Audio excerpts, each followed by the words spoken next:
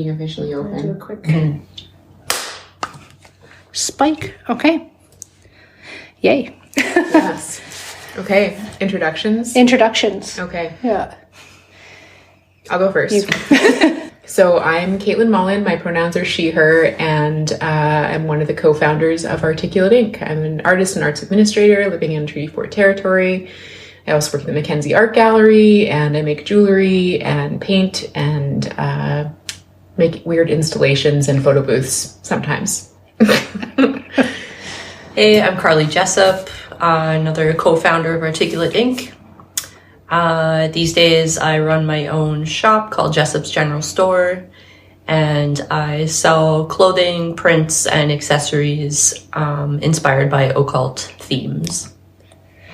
And I'm Em Ironstar, and my pronouns are she, her, and I'm also here in Regina on Treaty 4, and I'm one of the other co-founders of Articulate Inc.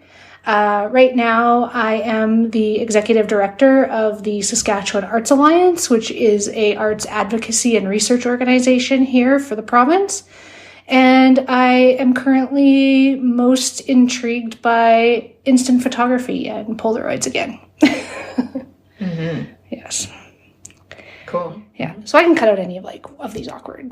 Great. Yeah. Perfect. Make us look cool. Yes. Extremely cool. You can leave in some of the spice. Yes. But only like a normal amount.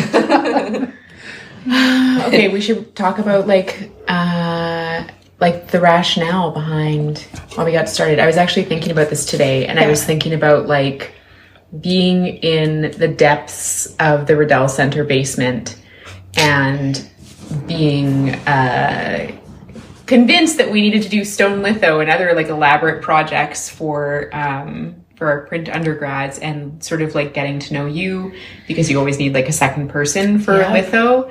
You need somebody to sponge for you, and so I think you just end up spending a lot of time with the folks in the studio and getting to know each other and talking about your work in a way that you don't really in a painting studio or a drawing studio, at least that I experienced. So when we first started talking about Articulate Inc., I think a lot of it was based around like wanting to recreate that feeling of like how good it feels to be in the studio with your pals and to know what they're working on and to be cheering them on and to have an extra set of hands or like another brain to help you sort something out, and wanting that to exist outside of the university. Yeah. Yeah, I definitely think that having that kind of motivation for continuing that sense of community and like communal space was like a huge driver, I think, because when you're like in the midst of it, it's hard to imagine not having something like that. I was thinking a lot today about and just what you guys were saying about having that community and starting Articulating. It was important to have that because we kind of walked into a fully functional print studio, top of the line equipment. And then when we started our own studio, it was like, we didn't have a lot of money. We got like bits and pieces of things that kind of sort of worked. Scrappy. There was like probably blood, definitely sweat and tears that went into it. Lots of trial and error. So yeah, it was nice to be with you folks when we were starting that whole journey together.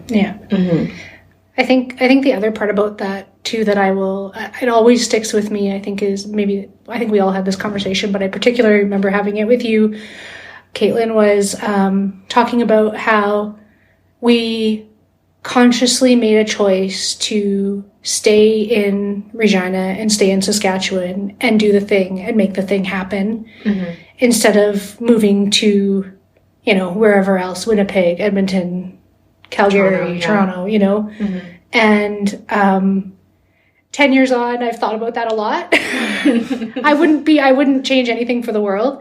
But I think that was also like a big driver, like the thought of wanting to make something new and something that hadn't existed here before happen. Yeah. Which was really exciting. Yeah. And like I feel like growing up, I heard a lot that you couldn't have like a viable art career or a meaningful art career here, that you had to move away for that. And I think that was something we talked about a lot, where it was like, no, screw that. we're going to do what we want to do. We just have to create our own space for it. And then other people can come hang out with us and make their own prints.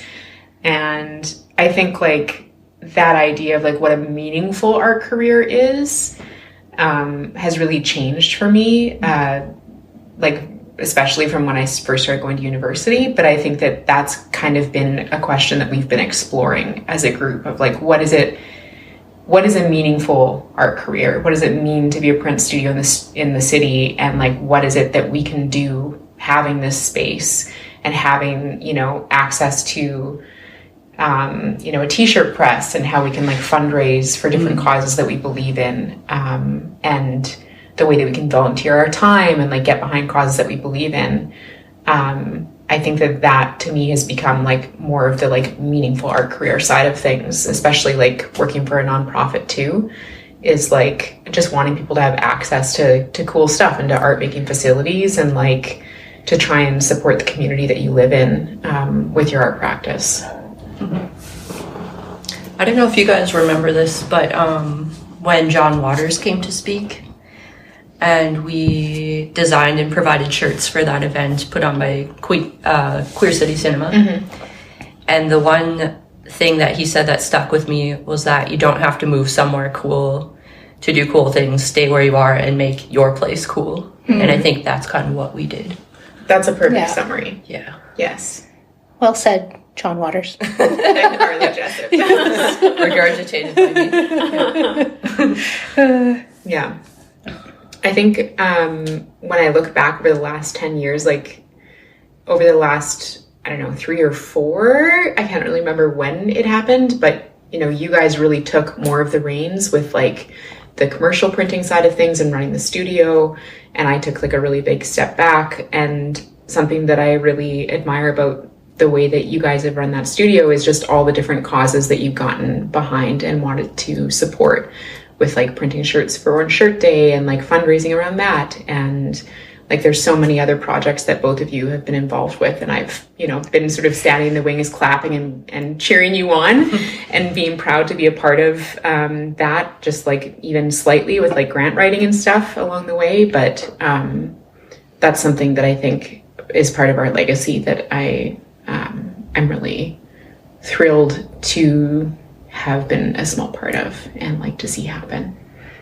I think that's one of the things that I'm super proud about too, that we've been able to kind of like use print as a social tool to some degree, even if it, you know, not even if it is, even through t-shirts, I think, you know, yeah, I think it'd be interesting to kind of sit down and maybe tally up the, you know, I think we know vaguely how much, but the amount of money we've raised, I think is pretty cool. Yeah. And I think that's one of the things that always appealed to me about print is the ability, you know, to get things out to the masses. And so, yeah, having harnessed that, I think is really exciting.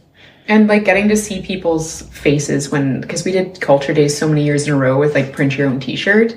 And seeing the way that people react when they pull their first screen print on a t-shirt, and the fact that they get to like wear it home, is like, those days were exhausting, and I don't think I want to do that again. But like the faces on people who haven't really done printmaking before, or who have, and they're like, oh, I haven't done this in like 20 years, was like such a heartwarming moment. Or like steamroll printing, like that was like seeing the way that people reacted to even just the person who was like sitting on the steamroller, who was like the steamroll operator. I think he was like, I'm remembering the first guy that we worked with, who was just like blown away, like so thrilled to be there and so enthusiastic by the end of the day. And we kind of like adopted him into the print coven in that way, which was so fun.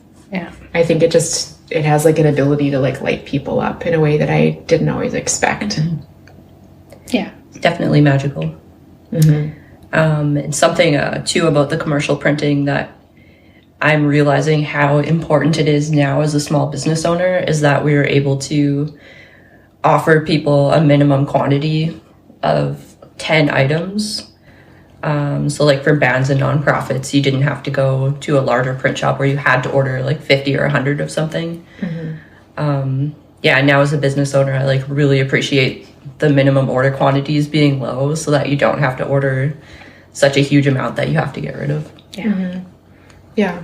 And that's something we should probably like mention too, is that was a big part of how we started the studio. Like we started in one small room and we bought a t-shirt press and we just started printing commissions by word of mouth, and all of the money that we made went back into the studio. And then we were eventually able to expand to 2 rooms and then 3 rooms and it just slowly expanded until we moved to, I don't know how much bigger the space is that we're in currently in the same building. It's gotta be at least double. Yeah, but like t-shirt printing was kind of like, it allowed us to be a lot less reliant on grant funding than I think a lot of small organizations, arts-based organizations. And then eventually we did start getting arts funding, you know, not by accident, through a lot of like hard work and blood, sweat, and tears. But it was like t-shirt printing was one of the things that helped us to get off the ground. And yeah, and I think offering like that opportunity to work with artists, like graphic designers are also very talented and wonderful to work with. They know a lot of stuff too. And then there's the way that like fine arts artists approach those kinds of commercial works. And I think it's a completely different beast. And having that opportunity in our city, I think was really part of why it took off the way that it did. Yeah. I've thought about too how I think we were very intentional with the idea of incorporating like this commercial component into our organizational model. I think because we were fairly well aware of some of the risks that are involved when you're solely reliant on like a arts funding system. And so I feel like we did that quite intentionally as a way to be able to like self-generate our own revenue. And I think that has been such a liberating thing. And especially now, like as we kind of like consider, you know, 10 years in, like what's going to be the next step for us, I think that has really allowed us the space to slow down and think about it and make decisions and not just like kind of keep on doing the same thing to be able to do the same thing. Yeah. So I feel grateful for that. The hamster wheel of funding. Yeah. And I think that was like a hard place to us eventually to get to. And something else that I think we wanted to talk about was just like how doing this for 10 years, like I think early on, we kind of realized where our breaking point was in terms of like burnout, because we all had like, you know, multiple plates in the airs with our own practice and other jobs and other money-making ventures and the commercial work and the, you know, workshops and other projects that we had on the go. And so I feel like through exploring the limits of Articulate Inc. and how much programming we actually wanted to do as an organization, it helped me to figure out, you know, what I want to spend my energy on and what the most meaningful work is that we can do. Because you can say yes to every partnership request that comes your way or every opportunity, but then you end up angry because you're so tired and printing at 2 a.m. and like stressed out and grouchy. So I think that has like, the last couple of years, we've really been thinking very carefully about like, well, what is it that we actually want to do with the studio? Because for a while it was feeling like we were just, you know, planning ideas that we liked, but we weren't super thrilled about. And it felt kind of like this self-perpetuating cycle of like, you write the grant and you get the money and then you do the project and then you have to come up with new projects to get the grant. And really, I think what we've arrived at now is that we just want to be a space that people can come and use and to only take on projects that we feel really excited about, that give us energy back, that we're paid fairly for, and that give us energy back that we care about, you know? It's not a cycle of obligation anymore. Creating under stress. Yes. We're not as young as we used to be. No, we are not. That's for sure. Our backs cannot take it. No. Definitely. Yeah. Good. What's next? How maybe we could all talk about how Articulate Ink served us as artists and professionals, like how it kind of led us to the paths that we're on currently. Yeah. Articulate Ink has contributed to my career path because I feel like I kind of cut my teeth on grant writing through Articulate Ink. And not only that, but I think sort of like project planning too, like the workshops that we were organizing, the way we were advertising them, the way that we were organizing our time, like all of those skills that we learned within the first couple of years of Articulate Ink and kind of like honed. I think that was like a pretty significant piece of my resume that got me the job that I have now as the head of strategic initiatives at the Mackenzie Art Gallery, where I do a lot of grant writing and project management and organizing of things and helping with departments communicating with each other effectively. So it's kind of a double-edged sword because grant writing isn't the kind of thing that like, it doesn't give me a lot of energy. I'm good at it, but it keeps me employed so far. So that's helpful. And I think as an independent artist too, like when you've put together a couple of like workshop outlines or exhibition proposals as a crew, it's so much easier to do that as an independent artist. And to be able to call a network of friends to be like, can you read my CV, or can you help me like read over this artist statement, or this is my project, does it seem crazy? So I think like having you guys as colleagues and like a support network for those kinds of moments where you just need another pair of eyes and a good artist brain has been really helpful for me on my journey.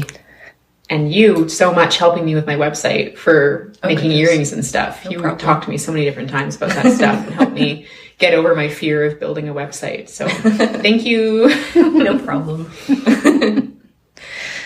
I'll say for me, unfortunately for me, I think I learn a lot from making mistakes. And I think we kind of jumped headfirst into a lot of things. One being screen printing on textiles, which is something we didn't learn in school. Different ink, different screens, different techniques, different registration. And all of those things that I learned are things that I still use today in printing my own clothing. And also what started off as a partnership with Eagle Printing. And then Em and I ended up getting jobs there for a while. Really taught me precision. Blair doesn't let anything walk out those doors without being absolutely perfect. And we were printing on what seemed like simple things, letterheads, envelopes, but the prints had to be within 1/64th of an inch. And that taught me, I guess not to be a perfectionist, but just maybe to raise my standards a little bit, to not say good enough. Like, I want to get things as perfect as I can. So I appreciate all of that experience that I've had. Yeah. And you guys got to learn how to print on some like really sweet equipment there too. It was incredible. Yeah. Talk about some of the presses that you used. Well, I think like most glamorously, we got to learn how to run like the Heidelberg windmill presses, which was like probably one of my dreams metal, that I always metal. that I always wanted to do. And so I will forever be grateful, like having had that opportunity. Although if you asked me now to be like, go run the Heidelberg, I'd be like, but it was, I think you could kind of get back into the swing of it. Like it, that was definitely one. And then you can speak to the offset litho press was pretty cool. That's the only press I almost seriously injured myself on. Cleaning it, my rubber glove got sucked between the rollers and my fingers did not think, Christ. The high speed perf, that could like perforate 40,000 sheets an hour. Yeah. Or something like that. The industrial paper cutter, that was pretty cool. Yeah. Yeah. Lots of things that could hurt you, but yeah, it was pretty interesting to be able to have that opportunity to really, because you always have this idea, or I did anyway, like kind of in printmaking, like, oh yeah, printmaking is kind of related to this commercial component, and there's this like, you know, there's these uses of print and things, but then to actually like spend however long it was, like a year and whatever, like working in a commercial print shop really like kind of tied all those facets together. It was pretty cool. Yeah. Working there and being mentored by somebody who's had like, what, 30, 40 years experience? Yeah. Very cool. Yeah. I'm trying to remember how like that partnership got started because we wanted to move commercial printing out of the studio downtown to give our members more room for printing, right? And then there was like a mentorship component involved with it. I think at the very, very beginning, it was more being able to offer letterpress to our customers. And then, that came afterwards. Yeah.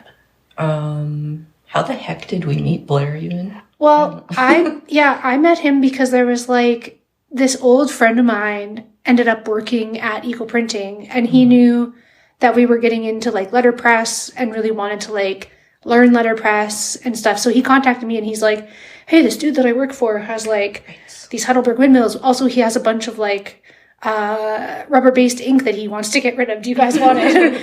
Like, we got so many emails like that over the years. People would be like, oh, what is this weird jar of like viscous material that says printmaking on it? Do you guys want it? We'd pretty much be like, yes, to our detriment. Yes. And like lots of other like very generous offers of equipment and like other cool stuff that was actually like a gold mine that was just like gifted to us. But yeah, it's kind of crazy. Once people kind of heard about us, there were so many different things that popped out of the woodworks of like, do you want this weird thing? Articulating? Yeah. And then it was just kind of, it was actually worked out pretty good from that. And I mean, you know, God bless Blair. He's a very patient man, teaching us, you know, all these different things. And honestly, still at the moment, still putting up with us occupying his space for the commercial printing equipment and stuff. It's good.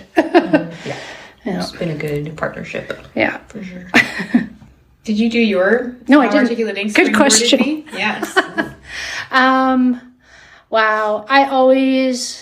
So I think articulating has kind of affected who I am and what I'm doing today in so many capacities. I think, you know, I had my chance to kind of work my way through a couple different cultural organizations in the province. And I know for certain that my experience gained through the work that I did with articulating, particularly in communications, in using social media, building a website, you know, building forms, you know, running the infrastructure behind the scenes that's needed to run workshops and classes and payments and all that sorts of stuff, invoicing and payroll and like, you know, on and on. Like all of the financial management for the organization.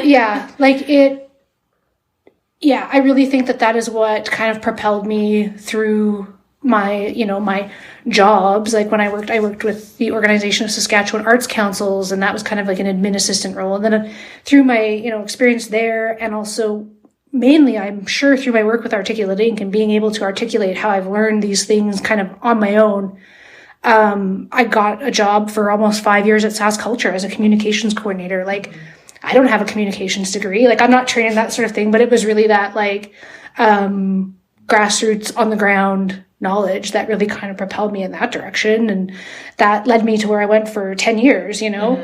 And I definitely think like a lot of the networks and connections and people I know and, you know, things around the community and around the province have certainly like helped me on my way to get into the role that I am in now, you know, in a provincial organization. And I think also too, a lot of the, just the organizational skills and the project management stuff and just kind of trying to like, because we were doing this, like, it was always, we were doing this and something else, or this and two other things, or this and whatever. Yeah. Just kind of trying to figure out like how to do things like most efficiently, or, you know, to make the best use of our time. Like I think about like back in the day when we started using like Telegram to chat with each other I before do there not was even even a remember that. Slack. Like, we didn't even have Slack, and we were using What like is Telegram? I it was don't like this remember like that. it was just like this weird messaging app like Before Slack. before Morse Slack. code. That is actually something I'm so grateful for, because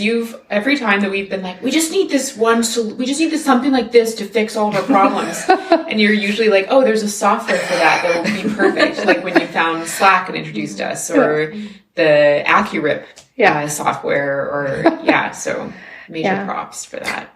Yeah, I definitely feel like Articulating has been the basis of, and the skills that I've developed there has been the basis of like everything I've been able to do. Honestly, it's been foundational. And it's so, when you were talking about that, when both of you were talking, I was reminded of conversations with like family members when you're going to school for printmaking, and they're like, what are you going to school for? And you're like, oh, I'm a printmaker.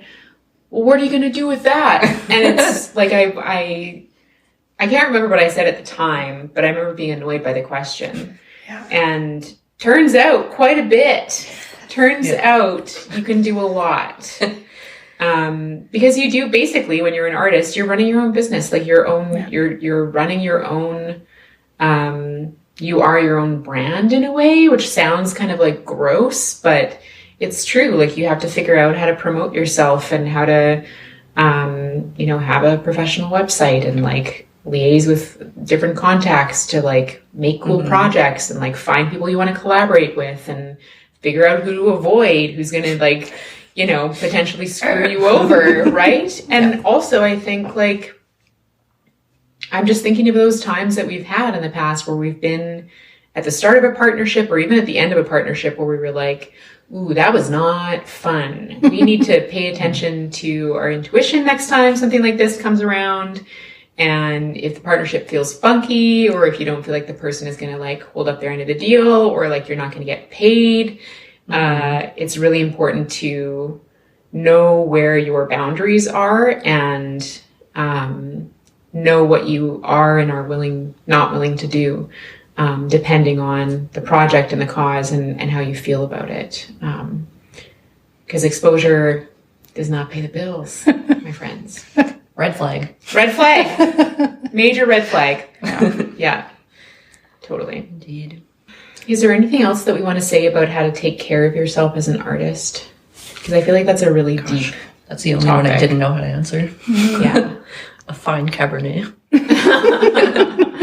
I was thinking about that experience, which I'm sure has happened to you more than once, where you were like posting some of your artwork on Instagram and people were in your comments being like, tagging each other, being like, can you make this for me? Oh. And you were like, what the hell is going on? And I think you replied to them. I don't remember exactly what happened, but like that is an example that came to mind. It was a tricky one because I did a wood carving of Frankenstein. Mm-hmm. And like, obviously I didn't invent Frankenstein, but this person commented and tagged one of their friends and said, hey, so-and-so, can you make me a Frankenstein like exactly like this? And I was like, but I made that like, are you gonna make, like, I made this Frankenstein, so like you can make another Frankenstein. This one is mine. Yeah. But like, why don't you buy this one? I just made this one. If you like it, just, Do you guys think about that a lot, like posting images of your work online and how to, because it's kind of a double-edged sword where you, like, I feel like I get a lot of sales through Instagram where people like see something I'm working on and they're like, is that for sale? But it's also become this kind of cesspool of nastiness, and there's also the risk of your images being stolen or, appropriated. Yep. I have this one image on my website and it gets more views than any other image and it has the least amount of sales. And it's an illustration that I spent hours and hours and hours on. And I was like, shit, people are probably stealing this image. So like I went into my website and like disabled the right click copy thing and into Pinterest because I'm like, come on, like, I didn't know you could do that. $45. Yeah. like just buy the damn thing. Yeah. But yeah, image stealing is so bad. I even like accounts that I follow on Instagram, I'll see knockoffs of their stuff on different accounts, and I always let them know because I'm like, this is crap. It's really gross. Yeah. People work hard on that stuff, so yeah, totally. Yeah. I think one of the things that I've been thinking about in terms of like taking care of yourself as an artist, and I think one of the most important things that's taken me probably several years to kind of come around to fully understanding and accepting is probably that it's okay to say no to things, which sounds very simple, but so much harder in practice. Yes. And I think whether that means, I think us really kind of like, I think about us kind of like reasserting our values and reestablishing our boundaries on, what we want this thing that we've created to be, I think is huge. For. Yeah. Yeah. I think that has being able to do that and kind of accept that and accept that in a way that, that I'm even more proud of everything that we've done and the things that we've accomplished over the years. I think that took a long time to kind of get to that point because there's a lot of, I felt very scared sometimes thinking about the idea that we were going to like change what we were doing or not pursue this kind of continuous growth and forward motion, that sort of thing. And I heard something really interesting a few months ago in the spring at this workshop I was at, and it said, arts organizations shouldn't necessarily be measured by the standard metrics that we think about. Like they shouldn't be measured by constant continuous growth or, increasing reach or increasing, it shouldn't be this kind of ongoing upward all the time. And I think that like rang so true in that it really has to be like the quality of like what's happening for, whether that's the people involved doing the thing or the people they're reaching or whatever that is. It's more about, less about this like continuously getting bigger and better.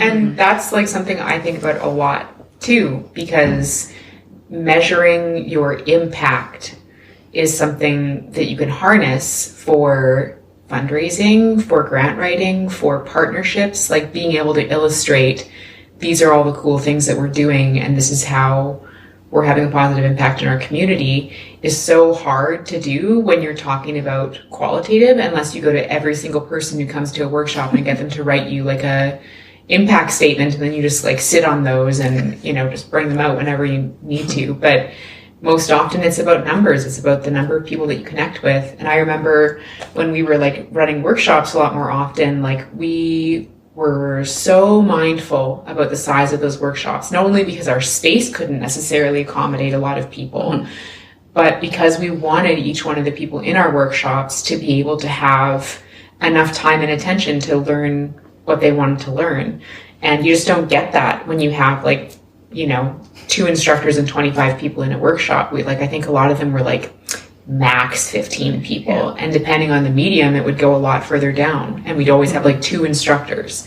So I lost my train of thought. But I think it had something to do with like wanting to make sure that what we were offering to people and what people were signing up for, that we were like putting all of our effort into making sure that they had a good experience, but also making sure that we were being paid and that it was affordable. And that was, I think, really where we harnessed the grant funding, because we wanted to make sure that the instructors were paid at least the minimum CARFAC rates, and that the fees that people were paying to be involved that included their materials wasn't so intense that it was like unreasonable, even though like there's lots of folks who probably couldn't afford like even a really cheap workshop, but then we'd have like all of our free offerings too. So yeah, I think about that a lot, about how much scrutiny we put into designing workshops and how we eventually kind of got to this point where we were like, do we want to do workshops anymore? You know, this sort of recognition of like, what do we want to use the studio for? We started this so that we'd have a space to practice in, and it's like not happening because all we're ever doing is like doing the commercial printing, doing the membership or administration, or like running workshops, but we weren't often getting in there to do our own work, or at least that's how I felt. So yeah, it was weird how we started off on one path wanting to create one thing, and then like about halfway through, I think we were all like, hold up a minute, like what is going on here? We're not, we've created it, but we're not able to spend the time in it that we want to spend. And I personally feel like right when we were going into the pandemic was when we turned to sort of corner and realized like, we're just gonna try and use a studio for, you know, artists to access so we can make our own work and we can be in there and do the things that we've always wanted to do. And then the pandemic hit and it like kind of, you know, obviously changed everything. So we're just kind of, I feel like now we're kind of at this place where we can come back to it and really enjoy where we've gotten to as an organization in being sort of sustainable on our own without grant funding. I think we should talk a little bit about how Flatgrafika got started and like what we did for the first round, seeing as a lot of the people watching this are going to be doing Flatgrafika Part 2, which is so exciting. So cool. I don't remember how the idea got started though. I don't remember where it came from. I don't necessarily either, but I have kind of like a gut feeling that I think it was probably like a seed of idea that kind of started when all of us at one point or another had a chance to attend Southern Graphics. Oh, yeah. And we could kind of see like what this, like, well, I mean, that's like the ultimate gathering of print nerdery. But, you know, I think kind of seeing like, oh, like, I felt like, you know, we had contributed pretty greatly to, I think, growing like a print culture in the city, at least. And I think we were at a point where we were like, hey, I think we could like see something larger than ourselves kind of coming together at that certain point in time. And it just kind of like came together as far as like, we had partners that were interested, like our wonderful, amazing partners in that, like our Geller Virginia and Jess Richter were like fabulous. And of course, Rob Trzaskowski at the U of R were kind of brought in Otis. And Eagle Printing also. And we went on a tour of the vault at the Mackenzie and looked at some prints. And I feel like there was one other place, the Artesian. We did a screening of the Linotype movie.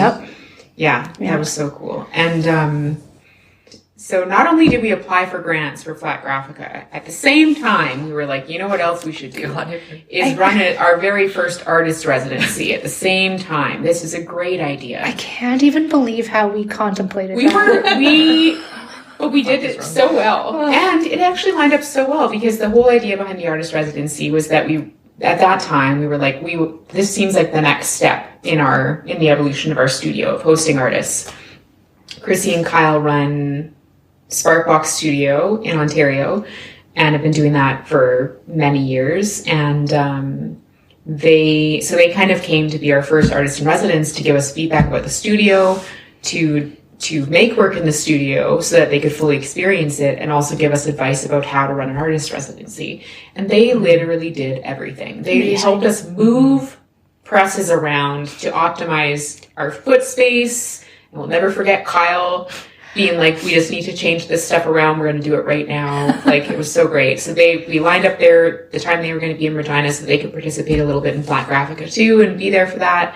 And it was such a joy. It's so wonderful. They continue to be helpful people to us and like made us a report. Like, they sent us a report after the artist residency, I don't remember how long it was, but it was a girthy document. Really? With like lots of amazing tips and wisdom. And so they were able to be there too. And we did a print exchange. Yeah. So it was 3 days and I think like 15 different venues that we had across the studio, the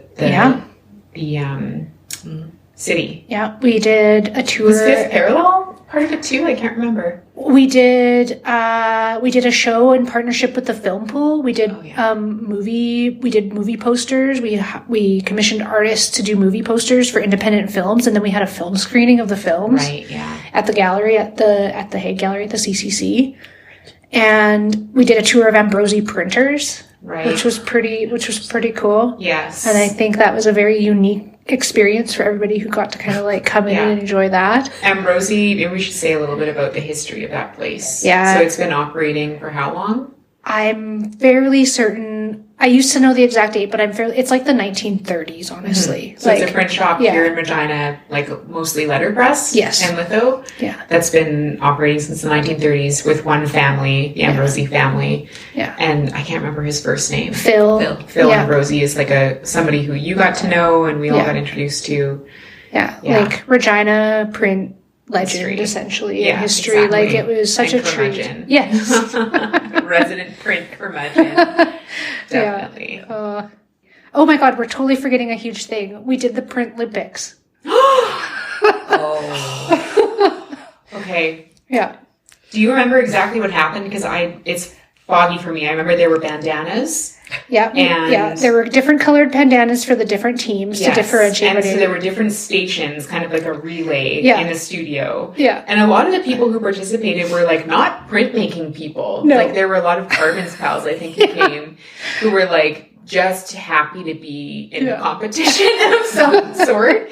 And we didn't we like spray paint a poodle? Oh, yes. As a trophy? Oh, yes. The golden poodle of printy power. Yes. Yeah, Poods. Yeah. Do you still have it? I definitely have Poods. Oh, that's amazing. She has since been transitioned to be a Pride Poodle of Power and has been the prize in the Pride Olympics. Seems about right. And that reminds me of the t-shirt cannon. Who built that for us? Oh, yeah. That was my absolutely deadly brother-in-law, Justin, who built us a t-shirt gun. Yeah. For our Pride So float. when we were on a float, we could shoot t-shirts at people. Yeah. That was... And we did. And we did. And there was also a dog on that float. I'm pretty sure there was a tiny little toy that was like stuffed in somebody's vest that was also on that. So it wasn't print boots, but there was a dog. Yes. Yeah. And for Flatgrafika, we also hand printed all of the posters because why wouldn't we add that on top of everything and else? The swag bags. And the swag bags. Those were beautiful. Yeah, I use mine every day, honestly. I still use mine too. I don't know where it is right now, but it's around. Yeah. Yeah. Yeah, I think that was a lot. Flatgrafika, honestly, like we have talked about this before, but I really felt like that was a culmination of all the years of development and growth and work and partnerships and just like everything kind of coming into these 3 days of like print amazingness in Regina that I don't think we had ever really seen before. Oh yeah, we had like art for lunch talks and like it was just it ended up, feeling like it was so rewarding just to know that like we had been a big part of bringing this together. And I'm definitely like proud and excited to think that like there's a second one happening and we're coming to you through it in this video. But like, other than that, we haven't really had like somebody else has kind of taken the agency over for that. And I think, I'm very proud and excited to see that continue on. Mm-hmm. Yeah, super exciting. Samesies. Yeah. Is there anything else that we want to say? Anything in closing? You know what I just realized is that we didn't talk at all about the business plan that started it all. Mary and Donnelly. Oh man. So that was so we're all undergrads. Last year. Scrapping around in the print studio. Yeah. Drinking beer. Like raccoons, like ink covered raccoons. Scurrying back down to the studio after having beers with the owl half cut to clean up our messes. Sorry, Rob. And we were in, was it a business administration course? Yeah, it was like a fine arts administration. Yeah. It was like a really cool partnership between the Faculty of Business and the Faculty of Fine Arts that we were like benefited from. Yeah, it was like the first time that class was Yeah. being offered, and Marion Donnelly, a powerhouse in Regina, was teaching it. And as part of that class, you could be in a group and you could write a business plan for something. And we were like, well, obviously we're going to write one for a print studio. Yeah. And we did. And that's where our other colleague who's not here with us, Amber Dalton, was involved. We wrote this business plan, which I still have in printed form, because in those days you handed things in printed. And then Marion was in the middle of developing the leader building and turning it into the Creative City Center. And so at the end of the course, she approached us and was like, do you guys want to do this? And we were like, yeah. And that's how we got started, basically, in that one room on the 3rd floor, which the heating was not great. Thank goodness we had like a heat curing machine for the t-shirt press, because I remember turning that thing on and Just sitting around it warm when up. we were in the wintertime when we were trying to warm up during our meetings. Yeah. Cold and haunted. So much of both of those things. Yes. And not being able to like wash out screens on that floor because there were concerts going on. There was a sink like right on the other side of the wall for washing out screens. So scrappy. Yeah. But pretty cool that, someone approached us and said, do you actually want to do this thing? Yeah. That they believed in us. Yeah. Yeah. That's cool. Good on us for writing a really good business proposal also. Yes. Yeah. Cool. I'm sure we're at time. Yeah. We'd had a great Thanks conversation. for listening. This is Articulating signing off. Cheers. Cheers, folks. Cheers. Happy Flatgrafika.